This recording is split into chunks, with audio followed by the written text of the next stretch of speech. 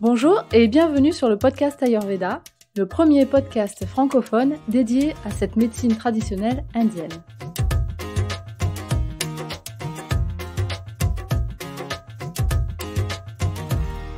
Yoga, méditation, cuisine, épices, phytothérapie, respiration, Massage, repos, digestion, saison, curcuma, graines de fenouil.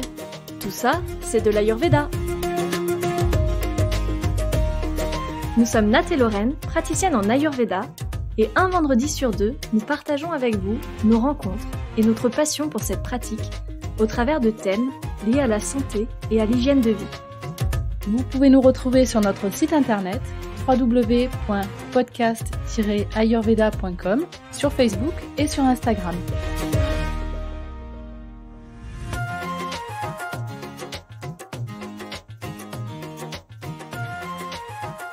Aujourd'hui, nous recevons Michelle Schulz, praticienne en Ayurveda et professeure de yoga.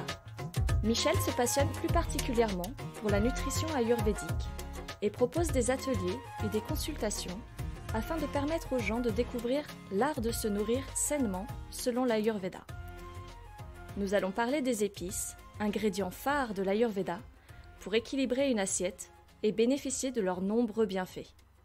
Michelle va aujourd'hui nous expliquer le rôle des épices en diététique ayurvédique, mais va aussi nous indiquer comment bien choisir ces épices et bien les utiliser. Bonne écoute! Bonjour Michelle Bonjour. et bienvenue sur le podcast Ayurveda. Merci de m'avoir invitée. On est ravis de te recevoir Michelle. Est-ce que tu peux nous raconter un petit peu ton parcours, ton chemin, qu'est-ce qui t'a amené vers l'Ayurveda? Et tout a commencé par le yoga. J'étais en formation de yoga. Ma première formation était en 99.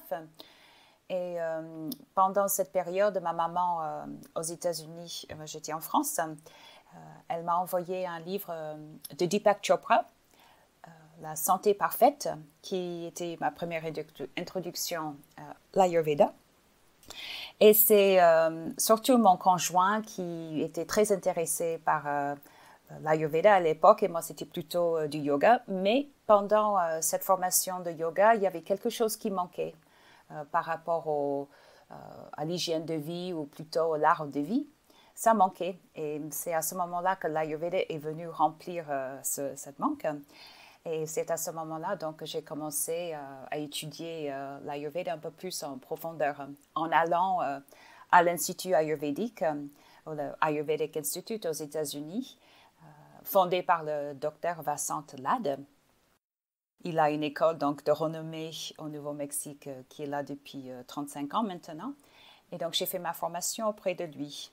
Et par la suite, je suis restée au sein de l'école à enseigner le yoga selon l'Ayurveda, qu'on appelle le Ayur Yoga, et aussi à enseigner les cours de nutrition et d'hygiène de vie ou art de vivre. Et après, j'ai créé ma propre entreprise en faisant donc des formations, des ateliers, des cours et en donnant des consultations en Ayurveda et aussi en yoga ayurvédique. Ok, beau parcours Michel. Aujourd'hui, on parle avec toi du rôle des épices en diététique ayurvédique. Alors, l'une des caractéristiques de la cuisine et de la médecine ayurvédique, c'est l'utilisation importante des épices. Selon l'Ayurveda, les plantes et les épices, elles ont de nombreux bienfaits à la fois pour le corps, mais aussi pour l'esprit. Et on peut les utiliser à la fois en interne et aussi à travers des poudres, des tisanes, des compléments alimentaires, en cuisine, et également en externe à travers les soins corporels dans les huiles médicinales qu'on utilise en Ayurveda. Alors toi, Michel, tu t'intéresses particulièrement à l'utilisation des épices en diététique. Est-ce que tu peux nous dire quel est le rôle des épices dans une assiette? Mais tout d'abord, on va vers les épices pour donner du goût, pour améliorer le goût d'un aliment. Mais aussi, dans l'Ayurveda, on parle des 6 saveurs, comme quoi avoir les 6 saveurs dans un repas ou dans son assiette aide à assurer une bonne digestion ou bien une digestion complète. Pourquoi? Parce que chaque saveur a un lien avec une phase de digestion ou avec un organe de digestion. Donc, si on inclut les 6 saveurs dans une assiette, on a davantage de chances à bien digérer. Et bien entendu, ces saveurs existent dans des aliments qu'on va cuisiner, mais si jamais il manquait une saveur, on pourrait le récupérer ou l'ajouter par rajoutant une épice. Les épices ont aussi un pouvoir sur la digestion pour harmoniser notre feu digestif, qu'on appelle en Ayurveda Agni. Donc, si on a un feu digestif faible, rajouter des épices peut aider à augmenter le feu, par exemple en rajoutant des épices un peu relevées ou chauffantes. Et de l'autre côté, donc si on a un feu digestif qui marche trop fort ou on a trop de feu, on peut ajouter des épices refroidissantes pour combler cet effet. Donc, harmoniser le feu digestif est aussi un autre rôle des épices dans l'assiette. Et les épices peuvent servir aussi d'aide digestive pour des aliments problématiques. On a tous des aliments qui nous posent un peu problème. Un aliment universel qui pose problème, ça peut être des légumineuses. Souvent, des gens évitent des haricots secs ou des lentilles parce que ça crée des gaz, des ballonnements, des flatulences. Donc, on peut utiliser certaines épices pour combler ou pour aider à réduire ces nuisances de digestion. Aussi, il y a l'idée d'utiliser des épices dans l'Ayurveda pour équilibrer les caractéristiques des doshas qui sont en déséquilibre. On parle donc ici des gunas. Et quand on parle des épices, c'est surtout le chaud, le froid, donc la température, que souvent les individus Vata et Kapha ont froid. Et Pitta, c'est trop chaud, donc on peut utiliser des épices pour équilibrer le chaud, le froid, ou même la lourdeur chez Kapha. On peut alléger la lourdeur en utilisant des épices qui sont légères ou qui stimulent le feu digestif. Et puis aussi, dans le passé, on utilisait surtout des épices pour préserver des aliments lorsqu'on n'avait pas de frigo. Donc voilà quelques grandes lignes pour pourquoi on utilise des épices dans son assiette.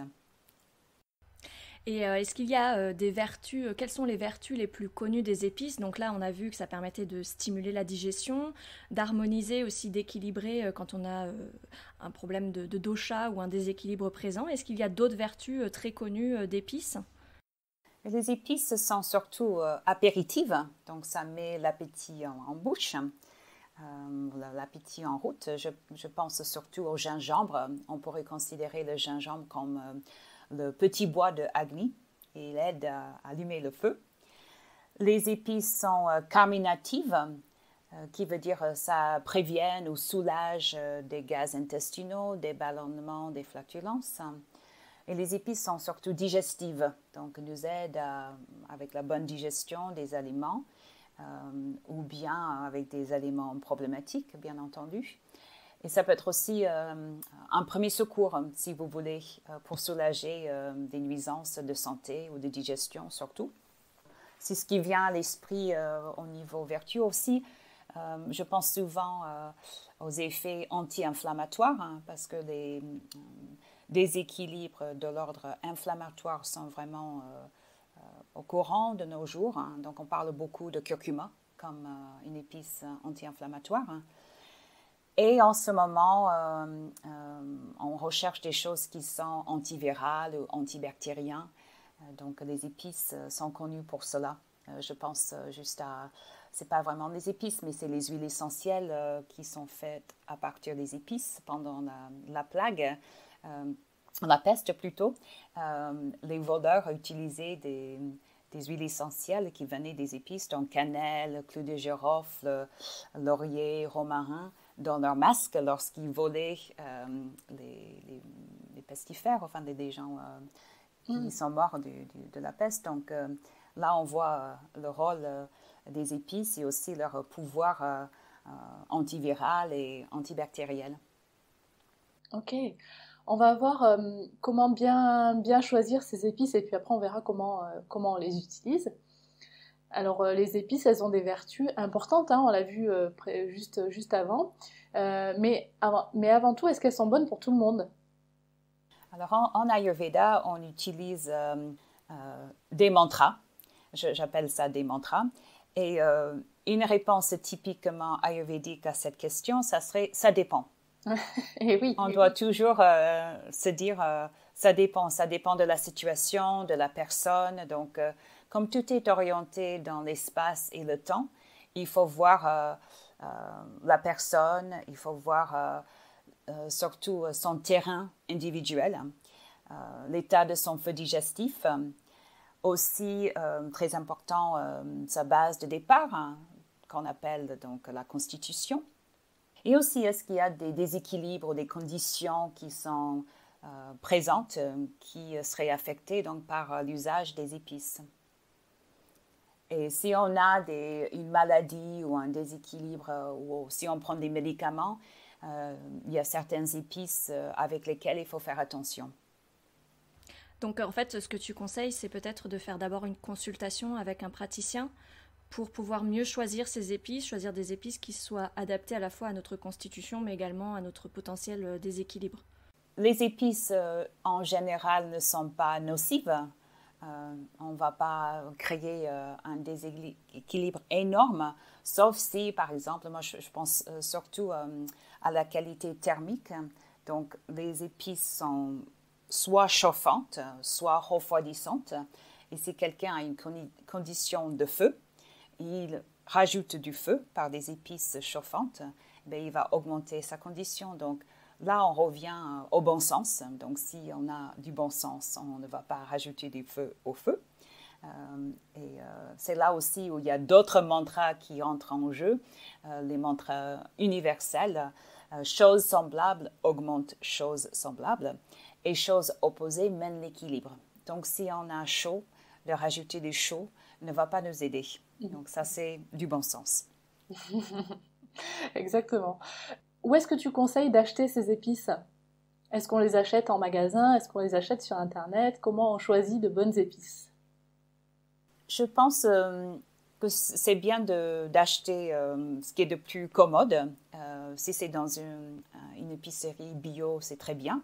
Les marques qu'on y trouve sont de bonne qualité. Il y a la marque Masalchi, Arcadie ou Cook, ou Ecoidea. Il y a aussi une autre marque qui s'appelle Cosmoveda. Donc, c'est les marques dont je me sers et que je connais, des marques bio. Donc, je trouve que c'est bio.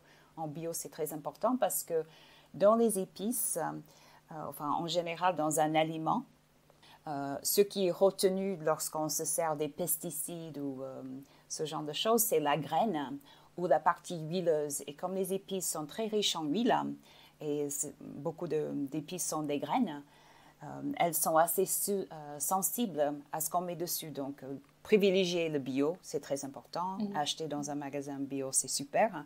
Acheter localement, si c'est possible aussi. Il y a des petits producteurs d'épices. Sinon, sur l'Internet, bien entendu. Et comment on choisit au mieux ces épices? Est-ce qu'il vaut mieux les utiliser pures? Donc, comme tu disais, acheter les épices en graines ou sous forme de racines pour le curcuma, par exemple, et ensuite les moudre ou les râper chez nous? Ou est-ce qu'on peut les acheter directement en poudre? Est-ce qu'il y a une différence au niveau de cela? Je conseille de privilégier les aliments dans leur état brut, que ce soit entier ou pas trop transformé. Mais il y a, ça c'est l'idéal quand on peut.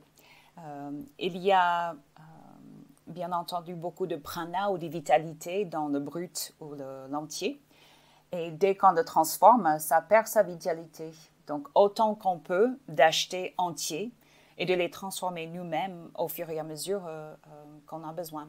Ceci dit, sauf d'avoir un bras de fer ou une grosse pierre ou un moulin industriel, il y a certaines épices qu'on ne peut pas moudre nous-mêmes. Par exemple, la cannelle ou la labadiane ou l'étoile d'anis, l'anis étoilé, ou bien le gingembre ou le curcuma.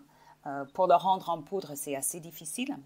Mais si on a recours à de la racine de gingembre au curcuma fraîche, c'est intéressant de s'en servir plutôt que de la poudre, parce qu'il y aura toujours davantage de vitalité dedans. Et ceci dit, il y a aussi des différences entre le frais, par exemple avec la racine de curcuma, et le sec, par exemple, d'utiliser de la racine fraîche. Elle n'est pas aussi chauffante qu'en poudre et séchée. Donc, s'il y a une question en soi d'avoir trop de chaleur, il vaut mieux privilégier la racine fraîche que la racine déjà en poudre. Mais je préconise, lorsqu'on peut, d'acheter des graines, par exemple cumin, coriandre, fenouil, carvi, anis, de les acheter en graines et de les moudre soi-même lorsqu'on en a besoin. Oui, de le faire au fur et à mesure. Tout à fait. Et pour cela, il faut être muni d'un moulin ou quelque chose pour moudre. Un moulin à café dont son usage est réservé à la mouture, donc pas de café dedans. Ou bien un mortier et pilon, un suribachi, ce genre de choses, ou une grosse pierre. Et de l'huile de coude. Voilà, tout à fait. Et comment s'assurer de la bonne qualité d'une épice? Parce que tu l'as dit, on peut acheter en magasin bio, sur Internet. Comment on sait que notre épice elle est de bonne qualité? Il faut connaître sa source. Il faut savoir où on achète. On peut aller donc sur le site Internet des différentes entreprises d'épices pour voir leur éthique. Donc d'avoir des épices qui sont durables, équitables, bio. Tout ça, c'est très important de savoir d'où ça vient. Et surtout, le bio, c'est important parce que souvent, le conventionnel est irradié. Donc, ça veut dire qu'on perd la vitalité de l'aliment ou de l'épice. Donc, d'avoir du bio, c'est important. De connaître donc la source. Et puis, on peut reconnaître une bonne qualité d'une épice par le goûter.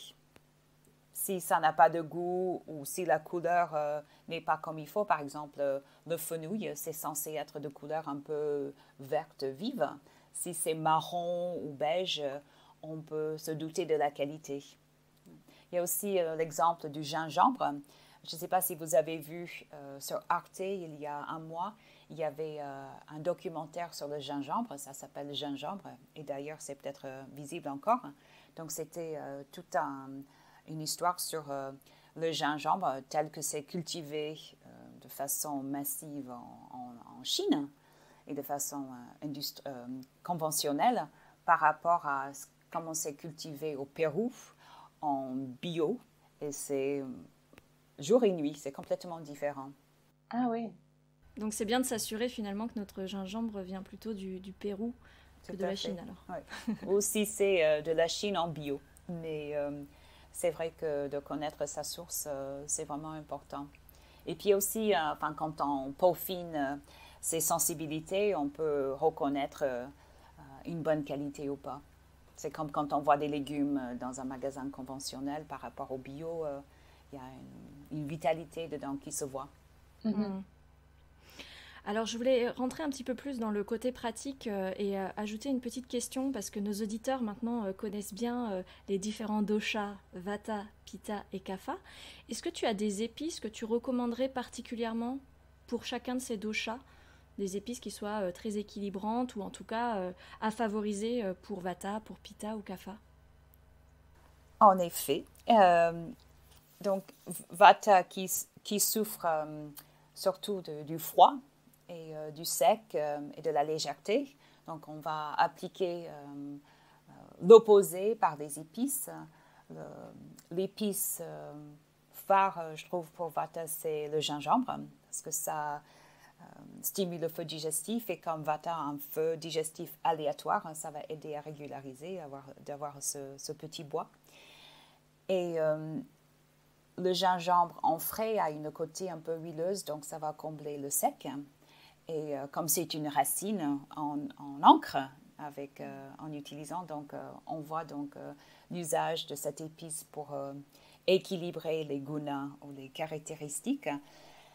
Et aussi, donc, il y a un léger côté piquant qui manque chez chez Vata, donc ça va aider beaucoup.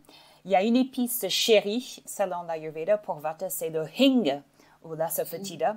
C'est vraiment à utiliser par les individus qui ont un déséquilibre ou qui sont de nature Vata. C'est l'épice phare pour digérer les légumineuses, donc pour réduire les ballonnements, des flatulences et pour ancrer également. Donc, le asafoetida ou le hing, à vraiment avoir sous la main. Et le cumin, c'est excellent aussi pour Vata. Le curcuma, c'est ce qui vient à l'esprit tout d'abord pour Vata. Pour Kapha, je saute Pitta pour l'instant parce que je pense surtout en termes de chaleur ou de froid. Donc, Kapha a besoin aussi de bouger, comme Kapha stagne. Donc, on va donner des épices relevées, des piments, tout ce qui peut piquer est bien pour Kapha. Kapha a besoin d'épices relevées, piquants, le gingembre également, mais favoriser même le gingembre en poudre. Le cumin aussi, c'est excellent pour Kapha. Tout ce qui est relevé, des currys forts, ce genre de choses. Et puis pour Pitta qui a tendance à avoir trop chaud, tout ce qui est refroidissant. Et d'ailleurs, il n'y a qu'un poignet d'épices qui sont refroidissantes. Donc, il y a le coriandre vient à l'esprit, fenouil, le cardamome, le safran, excellent pour Pitta. Et puis, le clou de girofle et le cumin sont chauffantes, mais en qualité équilibrée, pas trop. Ça ne va pas déranger Pitta. Et d'ailleurs, le cumin qui est plutôt chauffant, lorsqu'il est combiné avec le fenouil et la coriandre, se neutralise. Donc, cumin, coriandre, fenouil, c'est excellent pour Pitta. Et le curcuma aussi. Joli programme. Oui. Alors, est-ce que tu peux expliquer, on va rentrer un petit peu dans l'utilisation des épices, est-ce que tu peux expliquer à nos auditeurs comment on fait pour bien cuisiner les épices, une fois qu'on les a choisies, à quel moment on doit les ajouter dans notre recette? Alors, encore une fois, le mantra, ça dépend. Ça dépend ce qu'on recherche. Par exemple, si on veut s'en servir pour le goût, ça peut jouer un rôle si on les met au début ou à la fin. Si on veut que les épices aient un effet d'antidote, par exemple la cuisson des légumineuses, il vaut mieux que ça soit pendant la cuisson pour que l'alchimie ou ce qui doit se passer entre l'aliment et les épices ait lieu. Par contre, de les mettre tout à fait au début, ce n'est pas très intéressant parce que, vous savez tous, avec la cuisson des légumineuses, il y a une écume qui se forme. Alors, si on met les épices avant que cette écume se forme, et on est censé écumer les légumineuses parce que c'est cette écume qui contient ce qui donne des gaz et des ballonnements, on va l'écumer. Donc, si on met les épices trop tôt, on va les écumer. Donc, on attend à ce que l'écume se forme, on écume, et après, on peut mettre les épices. C'est une méthode. Surtout, donc, le asafoetida ou le hing, c'est intéressant à mettre au début. Et puis, les autres épices peuvent être donc mis un peu plus vers la fin si on veut que le plat soit vraiment fort en goût. On peut aussi songer ne en mettre que sur la table. Par exemple, des gens qui sont sensibles aux épices, qui n'aiment pas trop, on peut réserver l'usage des épices sur la table comme du sel et du poivre en utilisant par exemple un mélange d'épices. Donc chacun peut avoir son mélange ou bien on peut juste offrir un mélange qu'on saupoudre sur ses aliments une fois sur la table. Et oui, ça permet d'avoir un mélange d'épices pour chaque constitution. Par exemple, si on a plusieurs personnes attablées qui ont des constitutions ou des problématiques différentes. Oui, tout à fait. Donc, de les mettre au début, c'est intéressant, en début de cuisson pour leur pouvoir leur interaction avec les aliments. Et puis, si jamais vers la fin de la cuisson, on sent que ce n'est pas assez goûteux, on rajoute. Mais vous savez que, avec sans doute votre expérience en cuisine, des fois, les épices ont besoin de temps pour se dévoiler. Donc, lorsqu'on mange un plat le lendemain, souvent, ça a un meilleur goût que le jour même. Bien qu'en Ayurveda, on essaie de ne pas trop promouvoir de manger des restes, mais quand on en mange, on peut aussi rajouter des épices à nouveau pour aider la digestion des aliments qui sont moins vitaux ou moins forts en prana que la veille. Je me fais comprendre? Oui, c'est clair. Il y a une technique en Ayurveda qu'on appelle le vagar. Donc, est-ce que tu peux expliquer cette technique et dire pourquoi on l'utilise en Ayurveda plus particulièrement? Oui, le vagar porte aussi un autre nom, c'est de faire un chonk ou vagar. En français, on dirait de faire rissoler ou brunir des épices. Et le vagar, donc, se fait dans une substance huileuse. En fait, je reviens à la définition de vagar, ça veut dire activer les épices par la cuisson.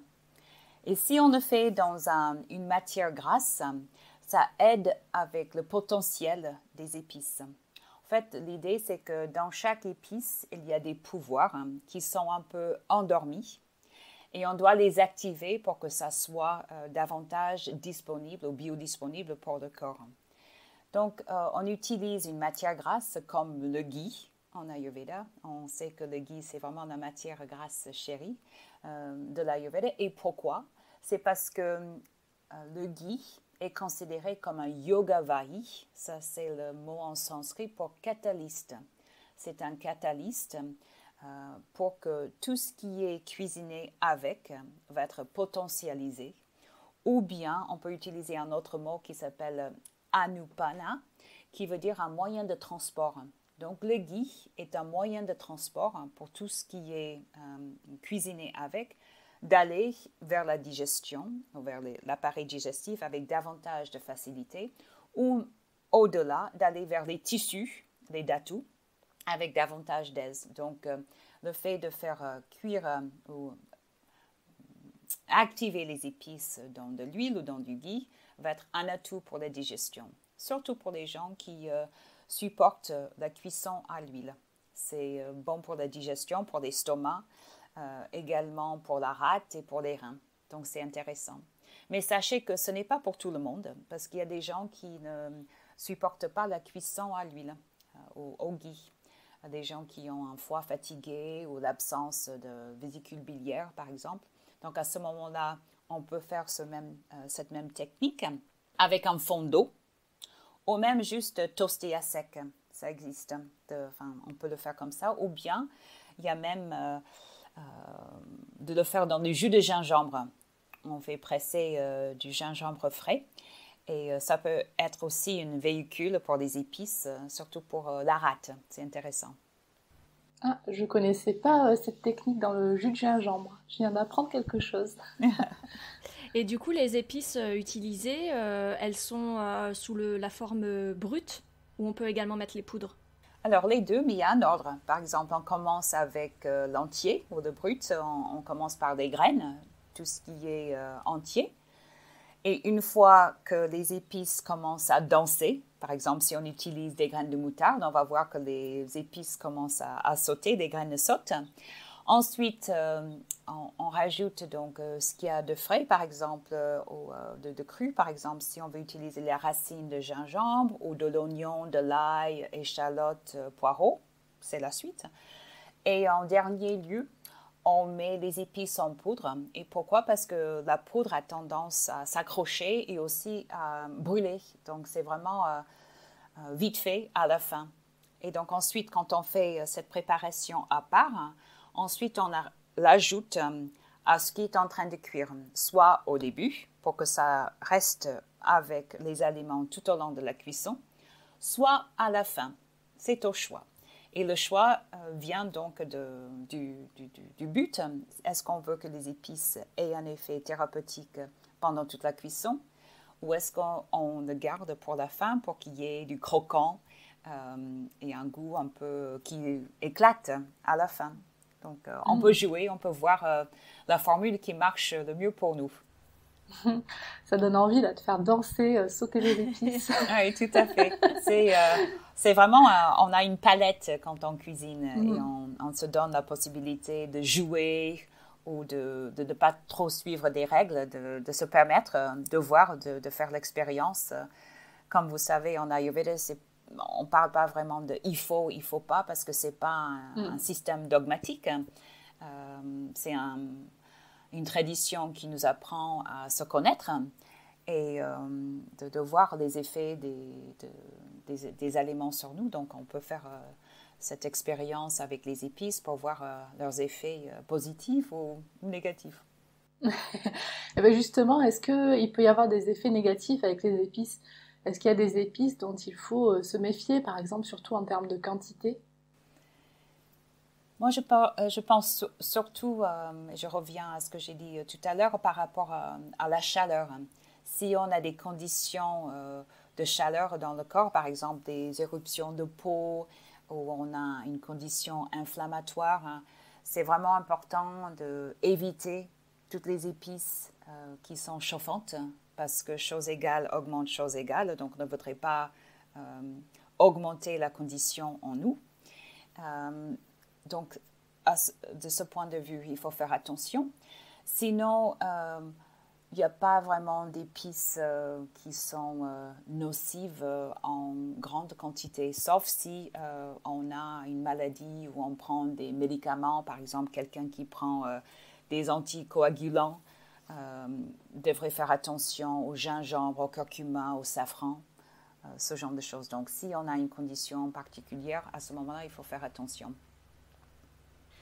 Et j'ai une question également, est-ce que les épices sont périssables? Bien entendu, comme toute chose vivante. Donc on dit que c'est pour cela dans l'Ayurveda, on préconise d'acheter dans l'état brut pour ensuite moudre nous-mêmes pour assurer la fraîcheur et aussi la vitalité ou le prana dedans. On pourrait dire donc que les épices entières en graines, si elles ne sont pas moulues, elles restent fraîches à peu près 18 mois. Vous pouvez les garder chez vous dans votre placard 18 mois.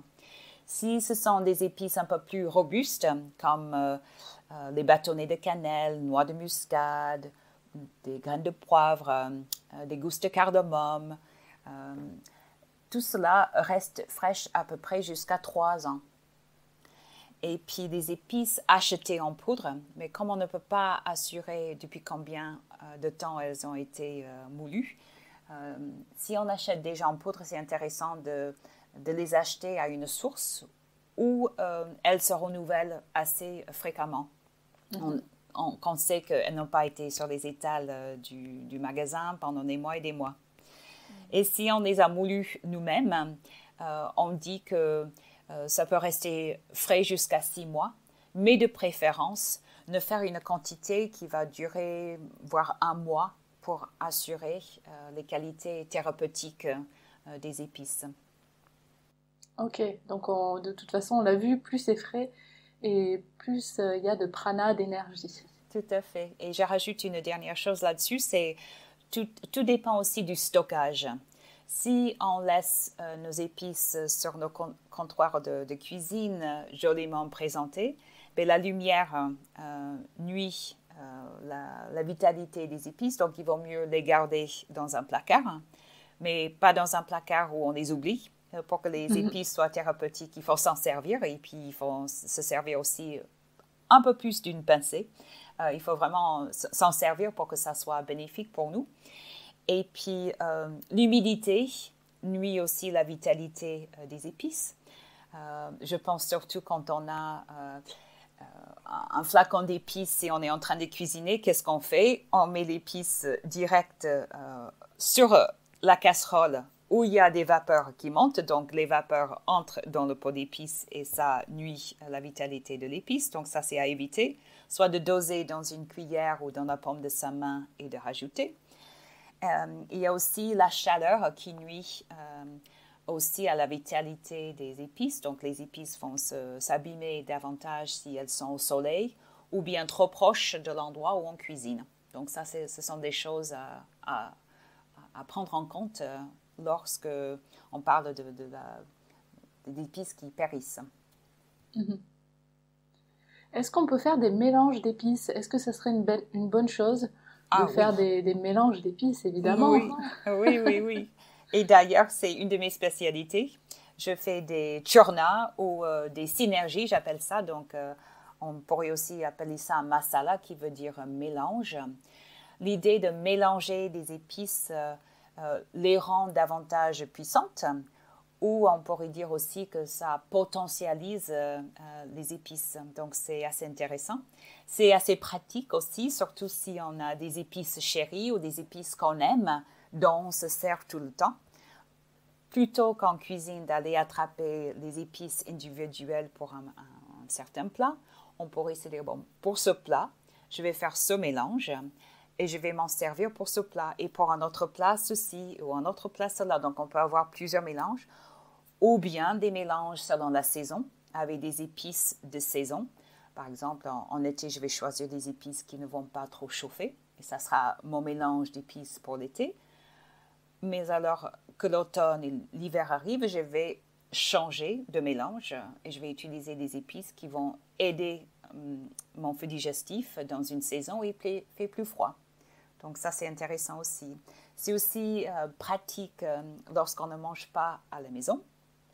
Lorsqu'on mange à l'extérieur et on ne peut pas trop contrôler ce qu'on mange, on peut transporter dans son sac à main ou dans sa poche un mélange d'épices dont on peut se servir comme apéritif ou digestif, à raison de mettre une cuillerée dans un fond d'eau chaude avant le repas ou entre les repas si on n'a pas digéré. Donc ça, c'est assez intéressant. De l'avoir dans un restaurant, saupoudrer discrètement si on veut assurer à ce qu'on ait nos 6 saveurs ou s'il y a des mélanges. On sait, en Ayurveda, on fait attention aux associations alimentaires. Si jamais il y a des associations qui ne sont pas top, on peut les aménager avec notre mélange d'épices. Donc, c'est assez intéressant. Super technique, ouais. Ouais. Qu'est-ce que tu conseilles justement comme épices antidotes quand on a des mauvaises associations? Donc antidote, on dit pour les épices, c'est quand elles permettent de contrer les effets négatifs. Alors par exemple, quand on fait des mauvaises associations alimentaires qui seraient, je sais pas, par exemple un plat très lourd à digérer. Alors un plat lourd à digérer, moi je pense par exemple, désolé pour les végétariens, mais par exemple un steak frites. Ou qu'est-ce qui peut être difficile? Des pois chiches, c'est souvent difficile pour les gens, surtout quand les pois chiches ou les légumineuses sont mélangées avec des féculents comme des pommes de terre. Ou bien trop de protéines différentes dans un repas, viande, fromage. Et... Une quiche lorraine, moi j'ai une personne qui m'a parlé hier d'une quiche lorraine. Donc les épices... Je vais vous donner 2 recettes. Donc, la première, ça serait vraiment un mélange de base, bon pour tout le monde, vraiment pas de contre-indication, qui va stimuler notre feu digestif. Et c'est un mélange qui soulage la plupart des maux digestifs. J'appelle ça CCF, le C pour cumin, un autre C pour coriandre et F pour fenouil. Donc, selon l'Ayurveda, c'est 3 épices qui sont digestives, carminatives, apéritifs, donc vont aider à tous les niveaux de la digestion et on peut donc faire ce genre de mélange à la maison sans trop de problèmes. Et aussi le transporter, donc c'est un peu, si vous voulez, un mélange qui passe partout. Ça peut être mis dans du salé ou même dans du sucré. Donc ça, c'est intéressant. Et puis, rajouter à cela, donc ça serait la base. Il y a 2 autres épices qui sont intéressantes, c'est la cardamome et le gingembre. Donc, ça serait pour un autre mélange ou 5 épices chéries selon l'Ayurveda, ça serait ces 5-là. Cumin, coriandre, fenouil, cardamome et gingembre. Et notamment, c'est un des mélanges que je propose qui s'appelle le sans souci. Digestion sans souci. Le nom est bien trouvé. Alors actuellement, nous vivons une période un peu particulière de pandémie. Est-ce que tu recommandes certaines épices pour booster le système immunitaire ou un mélange d'épices d'ailleurs pour s'assurer une bonne santé? Je proposerais tout d'abord quelque chose qui aide à avoir un feu digestif ou une digestion équilibrée. Parce que, comme vous savez, je parle à vous deux, mais aux auditeurs aussi, que notre santé est basée sur notre capacité digestive, sur notre feu digestif. Donc, de s'assurer à ce qu'on mange des choses pas trop compliquées, qu'on n'affaiblit pas sa digestion. Donc, d'utiliser cumin, coriandre, fenouil un peu partout. Donc, ça se mélange en individus. Rajouter à cela du gingembre. Le gingembre, c'est connu pour être un remède universel. Donc, cela aide non seulement avec le feu digestif, mais avec la circulation en général. Et aussi à garder le corps, la chaleur du corps. Donc, ça, c'est important également. Je conseillerais le curcuma. Le curcuma, c'est un antibactérien et anti plein de choses. Ça nourrit le sang, bon pour les articulations. Il y a plein de vertus, mais il faut le consommer pour que ça soit absorbable par le corps. Donc, le curcuma se digère mieux lorsque c'est humide. Donc, soit la racine fraîche, soit dans une tisane. On peut faire une tisane très simple avec du curcuma dans de l'eau chaude. Ça se digère aussi, enfin, c'est mieux absorbé par le corps lorsque c'est dans un corps gras. Donc, de l'utiliser en cuisine, soit avec du ghee ou une autre huile, ou bien de faire une pâte de curcuma, où on utilise une quantité de curcuma en poudre et 2 quantités d'eau, et on les cuit dans une casserole jusqu'à ce que toute l'eau soit absorbée. Et on finit par une pâte qu'on peut garder jusqu'à 3 semaines, de la garder au frais de préférence. Et lorsqu'on s'en sert soit direct dans de l'eau chaude pour une tisane, soit dans sa cuisine, dans le vagar ou direct dans une soupe ou autre, ou un smoothie, ce qu'on cuisine, le curcuma sera davantage absorbé par le corps parce qu'il sera déjà plus ou moins cuit et préparé pour nous. Voilà. Et puis il y a aussi des épices qui ne sont pas forcément ayurvédiques. On a le romarin, le laurier, le thym. C'est des épices ou des herbes qui sont excellentes pour la pandémie, pour renforcer le système immunitaire, pour chasser les microbes. Donc à faire des tisanes ou à les incorporer davantage dans sa cuisine. Mhm. Et puis c'est des épices qu'on peut, en tout cas en France, trouver assez facilement locales. Tout à fait. Je pense au laurier, c'est vraiment une plante qui est facile à trouver. Ça pousse partout. On peut le trouver pour peu cher. Beaucoup de gens ont un arbre, ils ne savent même pas qu'ils ont ça dans leur jardin. De l'utiliser en tisane ou dans la cuisson des légumineuses, ça aide énormément avec la digestion. De l'utiliser partout, le romarin également, c'est des choses qui sont bénéfiques pour nous. Donc, de renforcer son immunité, c'est vraiment important, comme vous savez. Alors, nous arrivons à nos questions rituelles de la fin de cet épisode. Et pour commencer, on voulait te demander quelles étaient tes épices préférées et pourquoi.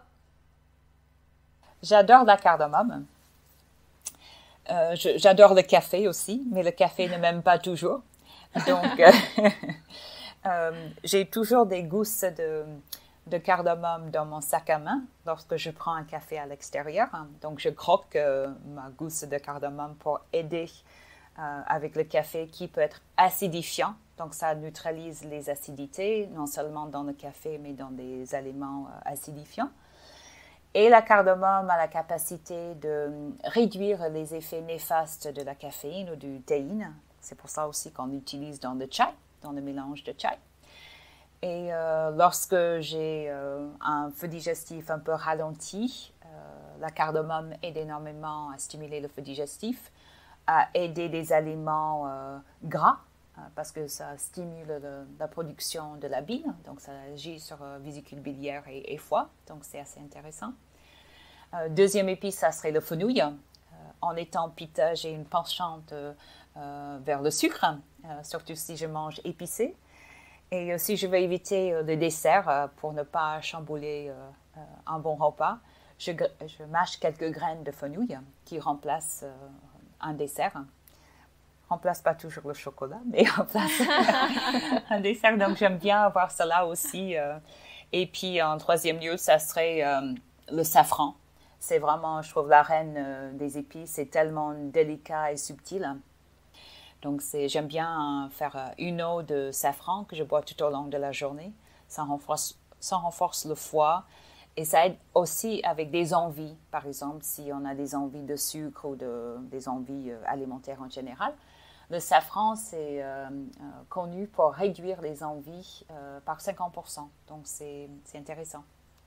Et tu utilises les pistils directement? Tout à fait. Que tu fais infuser? Je fais infuser. Ou je l'intègre dans du riz, c'est excellent c'est très fin et très subtil, donc il faut peu d'autres choses, c'est vraiment excellent. Ok. Est-ce que tu peux nous parler, Michel, de tes projets en cours, de tes projets à venir? Je suis en train d'écrire des livrets pour chaque saison, des livrets de recettes et sur des sujets certains sujets comme la vitalité ou ojas ou des épices. C'est un peu un compromis. J'avais parlé donc de faire un livre de cuisine depuis très longtemps et ça ne se manifeste pas. Donc je me suis dit, je vais couper la poire en plusieurs parties, donc de faire des livrets ou des mini-chapitres que je proposerai sur mon site internet, téléchargeable en version PDF pour ensuite pouvoir l'imprimer chez soi. Donc, ça sera vers un livre et puis c'est un succès. Ça sera peut-être un livre un jour, donc il y aura ça. Et puis, je vais aussi réaliser le rêve de ma maman qui, depuis des années, me dit « Oh, tu devrais avoir une émission télé ayurvédique sur la cuisine. » Donc, ça ne sera pas une émission télé, mais ça sera des vidéos. Et puis de continuer mes formations au sein des écoles d'Ayurveda sur la nutrition et sur le yoga ayurvédique. Super. Dans quelles écoles tu interviens? J'interviens dans l'école Veda qui est basée à côté de Toulon, où il y a une formation en praticien en Ayurveda, aussi en Ayurveda thérapeutique pour devenir masseuse, enfin praticien en thérapie ayurvédique. Super. Et alors, nous avons une question appelée l'instant de gratitude. Et dans cette question, nous aimerions savoir qui tu aimerais remercier ou de manière plus globale, qu'est-ce que tu aimerais remercier? Tout d'abord, c'est ma mère qui a sémé une graine en moi à un très jeune âge de manger de façon holistique, de manger saine. Et j'ai pu arroser cette graine dans le temps par mes études d'Ayurveda, surtout auprès de Dr Vasant Lad, à qui j'ai énormément de reconnaissance et de gratitude, ainsi que Amadea Morningstar, c'est un de mes mentors qui habite au Nouveau-Mexique. Et puis aussi à mes clients, à mes élèves, avec qui je peux partager les fruits de ces graines qui ont été arrosées. Donc, si ces gens n'étaient pas présents, je ne pourrais pas partager mes savoirs et connaissances. Donc, je suis vraiment reconnaissante. Et puis, pas en dernier lieu, mon conjoint, Raphaël Kalev, qui m'encourage dans tout ce que je fais, qui m'incite à être davantage créative. Et aussi qui chatouille souvent la pita sérieuse en moi. Donc, il est rigolo et puis il aide à rendre la vie un peu plus légère lorsque je l'alourdis. Et puis, au niveau global, c'est la nature. Hein. Je suis vraiment reconnaissante d'être entourée d'une belle nature, d'habiter plus ou moins à la campagne. Et les 5 éléments qui sont présents autour de moi, qui m'informe, qui m'instruit, qui me ressource dans ce monde parfois un peu chaotique et qui nous éloignent de nous-mêmes. Donc, la nature me ramène à moi-même, me ressource et me nourrit énormément. Merci beaucoup Michel pour tous tes conseils et toutes tes belles paroles. Est-ce que tu peux nous dire, à nous et surtout à nos auditeurs, où est-ce qu'ils peuvent te retrouver et te contacter s'ils souhaitent un mélange d'épices adapté ou faire un atelier avec toi?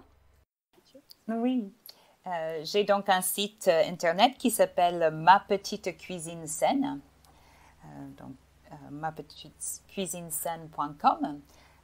Où on peut consulter mes pages pour prendre un rendez-vous pour une consultation en nutrition ayurvédique et aussi aller faire du shopping sur la page de la boutique. Je fais du ghee au curcuma également et des mélanges d'épices pour les différents doshas et aussi un mélange petit déjeuner pour se faire plaisir. Donc, il y a tout cela sur mon site. Et puis par téléphone et courriel également. Toutes les informations sont sur le site. C'est là aussi où j'affiche mes ateliers de cuisine. Parfait. On partagera tout ça en note d'épisode et sous les différentes publications des réseaux sociaux. Ouais. Et puis j'ai hâte de voir tes vidéos, Michel. Tout à l'heure, tu as parlé de Amadea Morningstar qui d'ailleurs a sorti un livre qui a été publié en français il y a quelque temps, qui s'appelle La cuisine ayurvédique pour les occidentaux. Ce livre, pour moi, c'est vraiment une bible. Et donc, je le recommande à tous les auditeurs. Et puis, j'attends avec impatience tes petits livrets et puis tes vidéos. Oui, et puis il y aura des informations sur ma page Facebook aussi, Ma Petite Cuisine Saine. Ok. Eh ben, rendez-vous là-bas et sur ton site internet. Alors, merci beaucoup, Michel, merci d'avoir à toutes les deux. tout ça avec nous. Merci de votre enthousiasme. Et c'était vraiment une joie pour moi de partager. On a été ravis de te recevoir, Michel. Merci beaucoup et à très bientôt. À bientôt. Merci pour votre écoute. Si comme nous, vous aimez cette idée de podcast sur l'Ayurveda, n'hésitez pas à nous encourager avec une note ou un commentaire sur votre plateforme d'écoute de podcast et bien sûr, en vous abonnant au podcast. Vous pouvez nous retrouver sur notre site internet www.podcast-ayurveda.com ou sur notre page Facebook Podcast Ayurveda par Nat et Lorraine. À très bientôt!